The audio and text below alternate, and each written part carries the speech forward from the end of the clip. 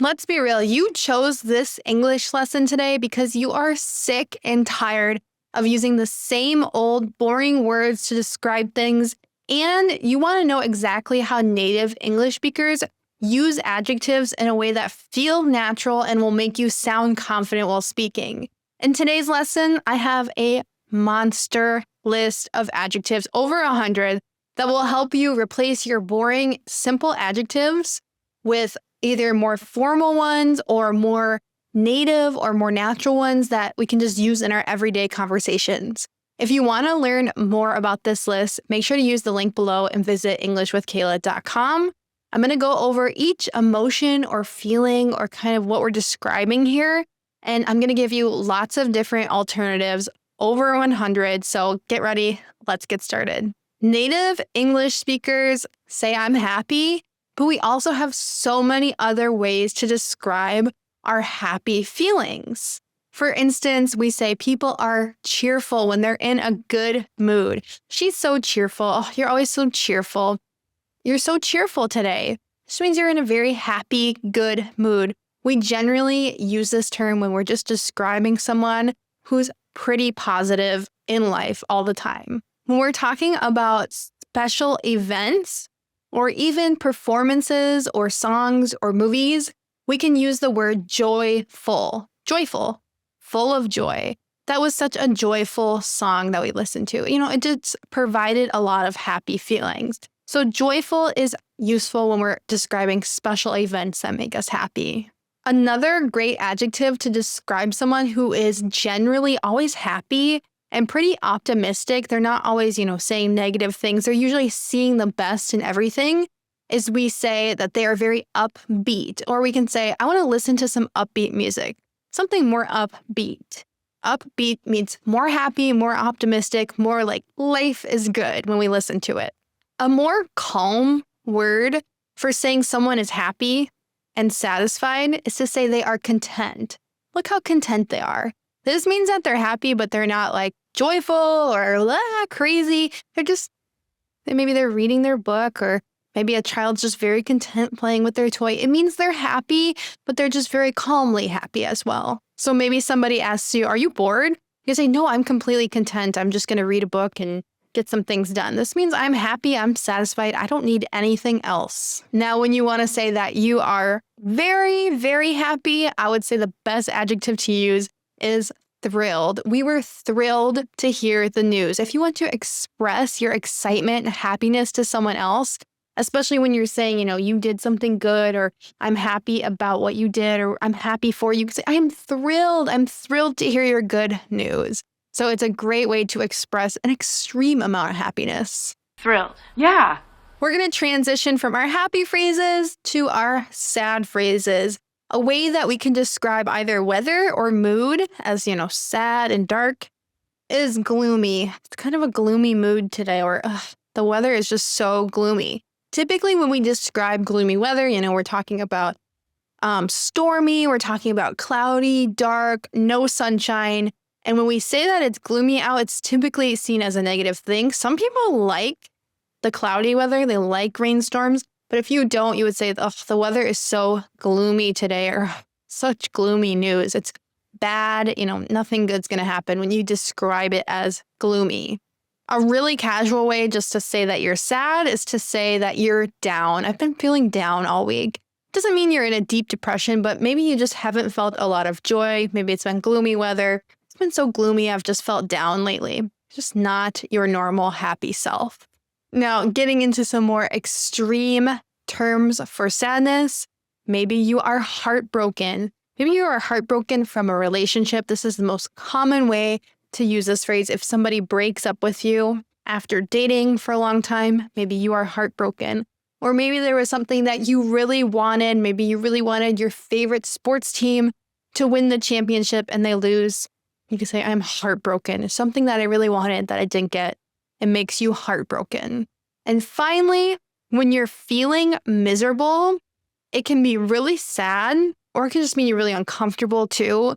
If you're super sick, you can say, I just feel miserable. And when I feel miserable, I also feel sad. So sad and uncomfortable kind of mixed together is miserable. And we use this in extreme circumstances if we're very sad or very sick and uncomfortable. As a miserable, miserable man. Let's talk about how we can show that we are annoyed. First, we can say that something is irritating. It's irritating. Usually a sound or, something loud is irritating. Or sometimes it's just, something over time gets annoying. We say, it's getting kind of irritating. This person is getting kind of irritating. It means after, being with them for a long time, they're starting to annoy you. If someone is really loud all the time, typically we describe a loud person who, just does things that we don't find funny and just they do things to get a lot of attention. We call them obnoxious. Obnoxious. That is so obnoxious. Or if there's a sound that's much louder than it needs to be, you could say, my alarm clock is so obnoxious. That means it's just loud and it doesn't actually need to be that loud or that bright or, that attention getting. Frustrating. We say that something is frustrating when it's kind of annoying us, but it's also stopping our progress or it's stopping our work. It's so frustrating when your computer freezes up. So it's saying like it is annoying, but it's also just like it makes you angry because it's blocking your progress or, it's not living up to your expectations. He was obnoxious. You may encounter some stupid people. I'm sorry to say it, but the good thing is there's other ways to say stupid because stupid can just come off as plain rude. So if you want to say that someone has kind of silly or careless behavior, they're not doing something safe or they're, acting like a child, you could say, oh, that's so foolish. You're so foolish. Or if you want to say, your own behavior wasn't very smart, maybe it was kind of careless, you weren't thinking very well, you could say, oh, I forgot my phone at home, I'm so foolish. Or it was so foolish of me to make this decision. It cost a lot of money. It just means, it's kind of dumb. It didn't have a lot of thought. You could have thought better if you did something that was foolish. If you ever meet someone that seems like they don't know what's going on, they don't know, what to do, or they don't even know, where they're at, you can say they are so clueless. They are without a clue. They're clueless. A lot of women say men are completely clueless when it comes to dating or romance. They just don't get it. They don't understand it at all. They don't care about it enough. They're clueless. So you need to be careful with this next adjective. Sometimes instead of saying stupid, we say someone is slow. And you always want to make sure that someone doesn't actually have like an intellectual disability that you're using this phrase with. Because to be honest, that would be really rude and really just nasty to say. But, sometimes we need to describe people who to us aren't, very smart and like it's irritating to us. Like they're a little slow. They're not really catching on. It means they're not thinking very quickly. We describe them as slow. It's kind of a kinder way than just saying straight up stupid. I'm really slow when it comes to math. That means, I don't get it very fast. I'm probably not good at it or smart at it. Another insulting way that we can say that someone is stupid, we can say they are brainless. Ugh, they're so brainless. This just means they don't have a brain. And obviously, again, like you have to be careful with all of these words to call someone stupid because in any culture, in any language, it's rude. But here's just another way to say like, so brainless. I mean, so stupid. I was so brainless yesterday. I forgot to do whatever it is. Means, wasn't very smart. I wasn't thinking. It's like I didn't have a brain. I was brainless. It's foolish. Oh, yes. Exceedingly foolish. Okay, thank goodness. Let's move on from saying stupid. Let's think of some ways to say smart. So first, the way that someone is good at solving problems and they're very creative, we say they are very clever. Oh, that was such a clever way to do this. If someone was playing chess and they made a very good move, you could say that was a very clever move. It means it was a really good way to solve a problem. One way that I like to say that someone is smart, they always make good decisions. They know a lot about a topic. You could say, oh, they're so sharp. They're always very sharp. It means they're smart. And a lot of times we use smart to mean that someone is very quick at thinking of the right answers. Somebody who's smart and funny at the same time, they're making good jokes because they're smart. We call them witty. Witty. It means smart and funny. You make such witty jokes. They're smart and funny. And then if you're in a formal way wanting to call someone smart, especially if someone is very knowledgeable on a certain topic, maybe they're a professor, maybe they're just an expert of some sort, you can say, oh, they are just so brilliant. It's a very, very formal and very good way to call someone intelligent or smart. They are so brilliant. I have a brilliant plan. This is another way of saying it's a really good, really smart plan that's going to work. Yes. Bright, witty, attractive. Okay, now let's talk about how we can describe someone as goofy. Goofy is kind of a weird word because it doesn't directly translate to every language, and it doesn't just have a simple definition that's one thing. Think about if someone is drunk, they're probably acting pretty goofy. It's not normal, kind of clumsy, kind of weird. It doesn't have to be drunk. You could say, oh, I was being goofy, while I was playing with my kids. It means you're just acting not normal. So one way that we could say this is we could say someone was acting silly. And silly is playful or childish. So when I play with my kids, I do a silly voice, when I'm playing with their little stuffed animals or their little superheroes. I make a silly voice to kind of make them laugh. It's playful and it's for my children. If you want to tell someone, start being serious, you can say, stop being so silly. Dorky. So dorky is a really informal word.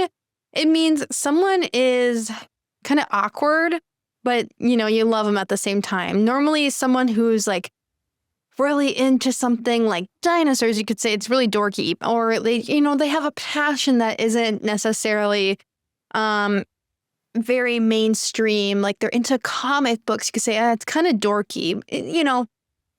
It's awkward, but they're very, normal. They're very a fun person. They're dorky. Another word that's pretty similar to dorky is quirky. If you call someone quirky, it means they have a lot of strange interests and they do a lot of weird things. Maybe they even dress strange. Like maybe they're wearing a bright blue tuxedo. It's kind of quirky, but, they're fine. It doesn't mean they're mean. It doesn't mean they're bad. It just means they have an interesting sense of fashion. They're maybe just have interesting interests, if that makes sense. Is wearing old dorky clothes.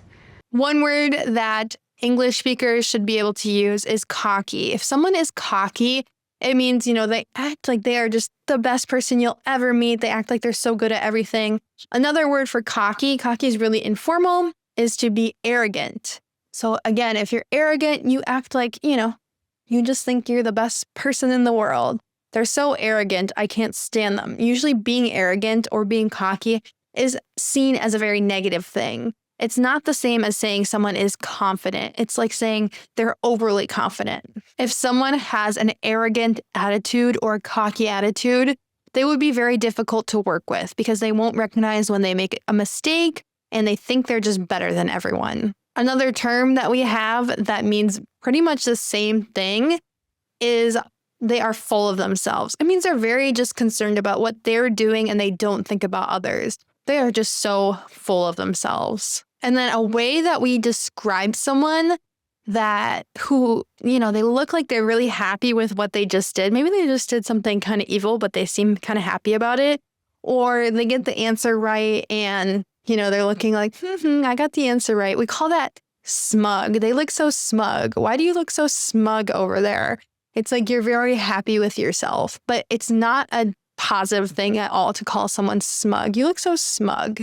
Arrogant, reckless. Now, if you want to describe someone as weird or strange, you might just use the noun, they're a weirdo.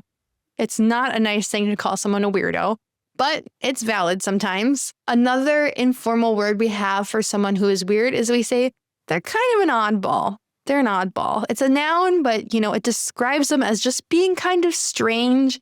And oddball isn't necessarily as rude as saying weirdo, but it's, it isn't necessarily the nicest thing either. If you want to say that someone doesn't fit in, they could just say, oh, they're the oddball of the group. Or, oh, you have this, you're the oddball. It doesn't always have to be seen as so negative to say that somebody's the oddball or something is the oddball. It just means it doesn't fit in with the rest of the group. When I think of an artist, I think of a very eccentric person. They do a lot of creative and different things. Maybe they live in a house that's, an interesting color. Maybe it's bright purple. It's very eccentric. It's like saying someone is unusual. But again, eccentric isn't always seen as a very negative thing. If you are eccentric, it just might mean that you don't do things that are a part of the mainstream or just popular. You do things that you like and that are very creative. So it's kind of subjective if you call someone eccentric. It's up to you if you think that that word describes them. We'll be back, oddball. Let's talk about someone who is standoffish. This is a very informal way of saying that someone is, to themselves. They like to be alone. I'm really standoffish. I don't like to be around a lot of people. Or maybe someone comes to a party, but they didn't seem to talk to a lot of people. They didn't even really seem to be that comfortable with being there. You could say, well, they were kind of standoffish at the party. They were kind of standing off. Another word that we have for this is distant. You can say they were really distant. That means a person isn't sharing a lot of their feelings or ideas about something. It's hard to connect with someone who's distant. If you want to say that someone isn't very friendly or isn't very, welcoming, you can say they were cold. They were kind of cold in our conversation. That means you got the impression that they didn't really want to talk to you and they didn't want to be friends or friendly at all. They're very cold. And then if you want to just be simple and direct, you can say they were super unfriendly. A lot of times we say, dogs are unfriendly. Like they don't want to be pet. They are actually just kind of dangerous. They're unfriendly. He is unfriendly.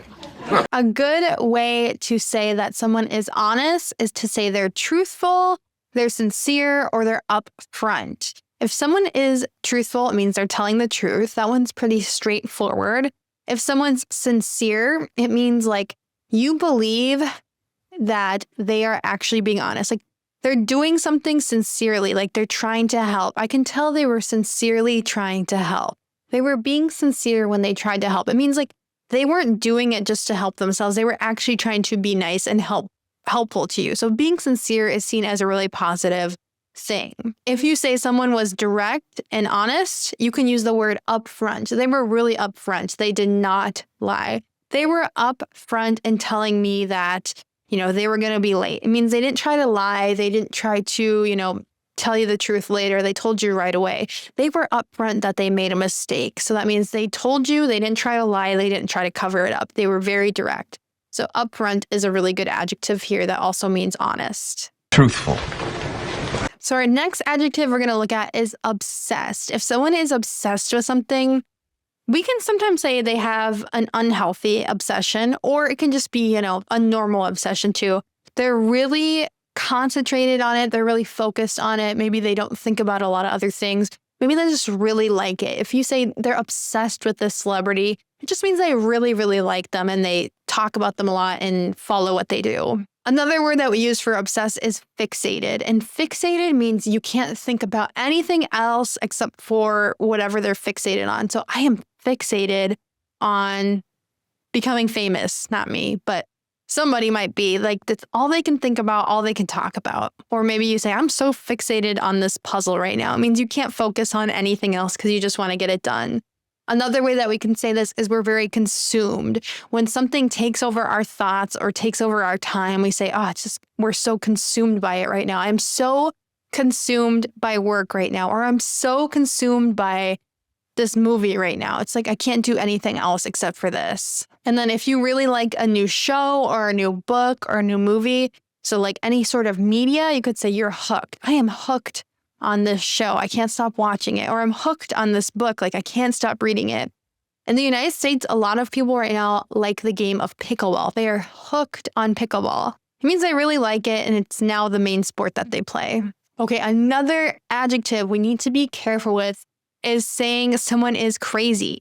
Now, crazy can be seen as like somebody actually having a mental condition or just being like they do a lot of weird things, like they're really excited or, crazy can mean a lot of things. So another way that we say that somebody is crazy, or we can say an animal is crazy, we say they are nuts. It's like, it's humorous to say someone is nuts. It's trying to be funny. Or like, you could say, you want to go skydiving? You are nuts. That means like you have to be making a weird, crazy decision if you want to go skydiving. You're nuts. If you want to say that something is kind of crazy and unpredictable, you might say it was wild. The party last night was wild.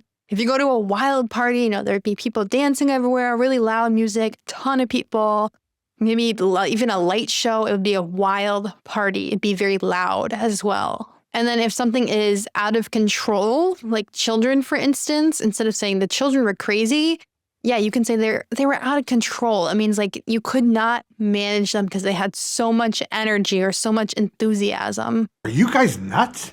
And then a little bit up from crazy, if someone is psycho, it's a negative way to say that like their mind doesn't make regular decisions. So again, it can literally mean someone has a mental condition, but oftentimes we're saying someone is psycho in more of a casual way, just to mean like, we don't know how they think. They think in really weird ways. So if you have a friend and their dog like barks all the time and runs around and tears up the furniture, you could say their dog is psycho. Psycho. It just means they're crazy, but really crazy. Another really new kind of slang word is we say someone is unhinged. That was an unhinged decision. It just means crazy. And this is used pretty informally as a slang term to say like crazy, and it usually means someone is acting in a very negative way. Like they're just being too much. They're unhinged.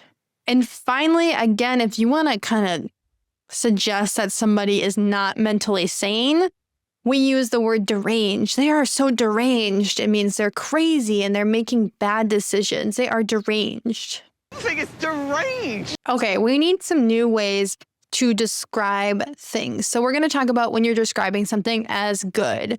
You can say it's good, it's great, which is kind of a step up. It's excellent, which is really good. And then two words I want to focus on are saying something is solid and dependable. These words are kind of interchangeable. If you say that something is very solid or dependable, it means, you can always rely on it. It's very trustworthy. And even if it's not like perfect, you can rely on it. It's good. Excellent. Now, when we're saying something is bad, we can say it's awful or terrible. These would mean really bad. Like, that music is terrible. That music is awful. These are extreme ways of saying something is bad. If you want to describe something that's more unpleasant, either in the smell or the taste, you say it's gross. That is gross. Or maybe you just don't like snakes or spiders or things like that. You could say, oh, those are so gross. It gives you a bad feeling. Maybe somebody eats leftovers out of the fridge that have been there for more than a week. You could say, oh, that is so gross. You are going to get sick. So maybe they taste okay, but they're not going to be good for your stomach. They're going to have some bacteria. It is gross to you. And then finally, if you just have a strong emotion that something is very bad, you can use the word horrible. So for instance, if there's a car accident and people are hurt, you could say there was a horrible car accident. This is a strong emotional word, horrible. Gross! We're going to go with some adjectives that can say something is strange or weird. So again, we're not really talking about people as much here as just describing things as strange or weird. Sometimes if we just want to say, we don't know why something happened or we weren't expecting for something to happen, we might just say with a neutral tone, oh, that's strange. Oh, that's strange. I don't know why they didn't, do the thing that they were supposed to. Like, you're not like getting upset or anything. You need to figure out why it happened. Oh, that's strange. I don't know why this didn't work. Or that's strange. I don't know why you didn't get my text message. It's very neutral to say something is strange. It just means you need to figure it out or you don't know why. Now, if you want to, be a little bit more strong than just saying something is strange, you would say that's bizarre. So you can use this in the same way, just you're saying it's stronger. Like, oh, that's so bizarre. My phone isn't working. So you don't know why your phone isn't working. And you're really, surprised that it's not working. It's bizarre. Or if you see a movie and you didn't really understand the movie, you thought it was just, kind of a strange story, but like things didn't make sense. You could say that movie was so bizarre. And then when something is a bit more rare or not typical, a more formal way to say strange or bizarre is just to say, oh, that's really unusual. That's unusual. It's a bit more formal in this way if we say something is unusual. It's unusual for it to snow in the middle of the spring. It's bizarre, totally bizarre. A slightly more polite way of saying something is weird is to say it's odd. Oh, those shoes are a little odd. Or, oh, that's a little bit odd. That's a bit odd thing to say, it just is like a polite way to say strange. If you don't want to be rude, but you want to say, you're not really like sure about something and it's strange to you because you've never been there before, you've never tasted it before, you could just say it's unfamiliar. Oh, it's really unfamiliar. I haven't been here before. So it just means you're not familiar with it. You don't know a lot about it. I'm unfamiliar with that. Instead of saying it's strange, you could say I'm unfamiliar with it. And then a slang word that means strange, but it's a bit more polite, is to say that something is off. It was a little off. Instead of saying it was strange, it just means like it wasn't what I thought it was going to be. My friend was a little off yesterday. That means maybe they weren't as happy or as social as usual. They're a little off. Or if you, didn't feel like yourself the day before, maybe you felt sad and depressed, you could say, I was a little off yesterday. It's a polite way of saying strange or sad or unusual. An unfamiliar dog. Here are some other great ways as describing something as perfect. You can say it's ideal, it's flawless, or it's spot on. If you want to say that somebody has made the correct guess and it's like a perfect guess, or they made a prediction about what was going to happen, you could say their prediction was spot on. If you want to describe a person's outfit as being perfect, you can say, your outfit is flawless, or your music is flawless. Your answers are flawless. Means they're perfect, there's no errors. And then if you want to say that something is specific in a certain scenario, or it's specifically for a certain purpose, you can say it's ideal. It is ideal to take a vacation in the middle of winter, or that's an ideal place to take a vacation. It means it's a perfect place. If you want to say that something is flawed, you can of course say it's imperfect. It's kind of imperfect. It's not a perfect solution. It's pretty imperfect. You can say that something is faulty or broken. If something is faulty, it means it does not work all of the time, or it just doesn't work perfectly. Oftentimes when we buy something and it's really cheap, you might say, it's kind of faulty, like it doesn't work perfectly. Finally, if we describe something as versatile or versatile, it means it works in a lot of different situations. A lot of times, instead of saying versatile, we say it's flexible. My schedule is flexible. That means it's very open. I can make it work in different ways. I have a lot of time that's my own. Like I don't have to go to a job and be there. Maybe I can work from home. I'm really flexible. Or if you want to say, when do you want to go get dinner? I'm flexible. This means like I can pretty much meet any time, or I can make any time work. A more formal way of saying that someone is flexible is to say they are adaptable. It means they can work in a lot of different environments or under conditions of any sort.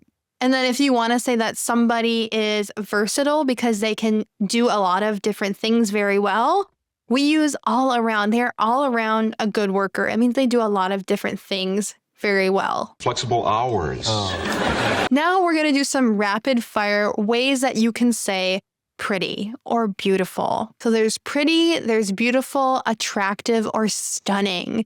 And I would say stunning is the most extreme of these words here. If someone is incredibly beautiful, they look beautiful, we say stunning. Or if we're in a place with a beautiful view of a sunset, it's a stunning sunset. It's a stunning view. Hey, you look beautiful. Beautiful. For ugly, we can say unattractive. We don't find it attractive. We say it's unattractive.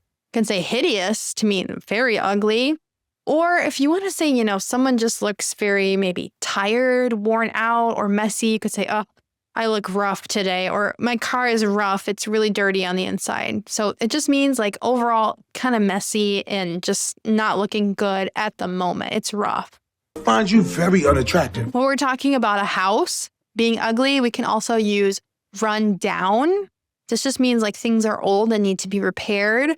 We can say it's shabby, again, meaning just kind of old and nothing looks new. If you say that something is dilapidated, it means it's completely falling apart. The house, the roof is like dilapidated. It means the roof is falling off, basically. And then when we're describing a house or a building or whatever it might be, we might want to say it's very smooth. Ooh, that's a very smooth house. It means it's nice, it's pretty, it's sleek. When we want to say that something has a very modern and stylish design, Using this word sleek is very, very useful. Or you can even describe someone's outfit as sleek. That outfit is so sleek. It just means it's very stylish. It's on trend. It looks very clean. So another word to say that something is either shiny or just actually just looks very good, very clean, very well designed is we say it's polished. My outfit is so polished today. Or you can literally describe someone's presentation as polished, or the way that they act or the way that they speak is very polished. It means they don't make a lot of mistakes and they speak very well. When we talk about being messy, we talk about being disorganized, we talk about being sloppy, making lots of mistakes. We can also talk about being chaotic or cluttered. When things are chaotic, it means there's no organization to it, it's just whatever. Or cluttered means there's stuff everywhere. You can't find a clean part of the table because there's so much junk everywhere if it's cluttered. Most people do not like a cluttered house. Sloppy. Let's talk about describing uncomfortable things. The most common thing that American English speakers like myself say when they feel uncomfortable about a situation, they just don't feel, very comfortable in a social situation, is we say it was awkward. It was an awkward conversation. That means we just didn't feel that comfortable talking to the person. We didn't connect with them very well. It was just awkward.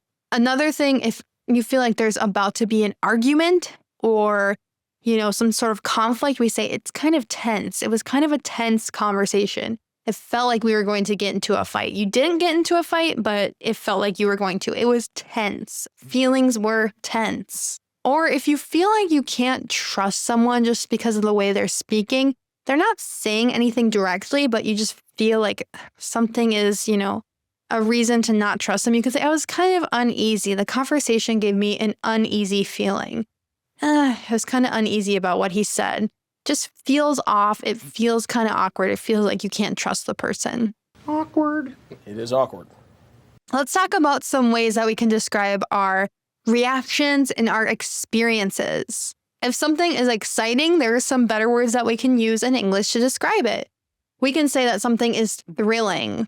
It was thrilling to go on the roller coaster. It just means very exciting. You didn't know what was going to happen. If you are at an event and you can feel the excitement around, you could say it was electrifying. Especially a sporting event where the audience is very excited about what's happening. You could say the audience was electrifying. The crowd was electrifying. It just means very exciting, full of energy. And then if you get a feeling after doing something like you're very proud of yourself, you're very excited, you're overjoyed, you can say you were exhilarated, or you could say something is exhilarating. Hiking up this mountain was exhilarating.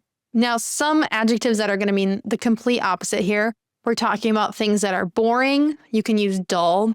Dull is kind of a polite way to say that something was boring. It was a bit dull. Just means, there wasn't a lot of exciting things happening. My day was kind of dull, but that's okay. If you want to describe someone with little emotion, you could say they were very flat. It was kind of flat, like there was no exciting emotions at all. If you want to talk about a conversation or a performance, flat is the way that you would describe it if there was no emotion and it was boring. And finally, the most neutral way that we say something was boring, it's like not a negative way to say something was boring. It's just kind of like, it was fine. We say it was uneventful. My day, it was uneventful. It doesn't mean that it was boring in a bad way. It just means like nothing exciting or dramatic happened. It was just as usual, uneventful. Oh, uneventful, huh? Pretty much.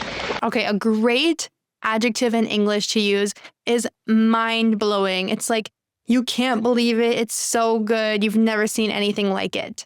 Another way to say it was mind-blowing is to say it was astonishing. If you see someone and you just can't believe how talented they are, maybe you went to a concert and you say, oh, her singing was astonishing or her singing was mind-blowing. These are very dramatic ways to compliment how good it was. You could also use the word unbelievable. Her singing was unbelievable. It was so good that you almost couldn't believe it.